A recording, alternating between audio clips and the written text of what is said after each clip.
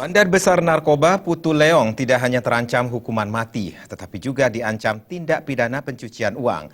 Jaksa menemukan indikasi itu berdasarkan pengembangan penyelidikan dengan barang bukti 1 unit mobil mewah dan 3 rumah milik tersangka.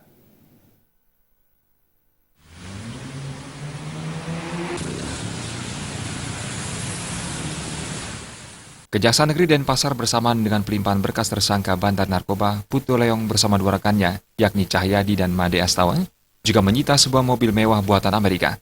Dalam pengembangan penyidikan yang dilakukan, jaksa di Kejaksaan Agung menemukan ada indikasi tindak pidana pencucian uang yang dilakukan tersangka Putu Leong. Selain menyita 1 unit mobil senilai 1,5 miliar rupiah, jaksa juga menyita 3 rumah milik tersangka. Diduga harta kekayaan tersebut dibeli dari hasil bisnis narkoba.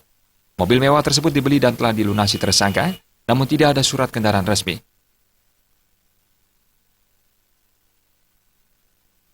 Terhadap perkara narkotika ini ternyata ada pengembangan di mana jaksa peneliti di Kejaksaan Agung, yaitu dari TPUL pada Jampidum Kejaksaan Agung, dari penelitian tersebut bahwa ini tidak murni, bahwa ini perkara pidana narkotika. Tapi pengembangannya justru karena ada berupa mobil Rubicon, kemudian juga ada rumah ya 3 tempat milik Ibu Putu Leong.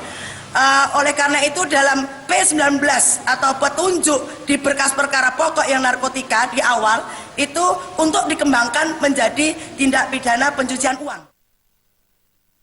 Selain terancam hukuman mati, jaksa juga akan menjeratnya dengan tindak pidana pencucian uang dengan ancaman hukuman hingga 20 tahun penjara.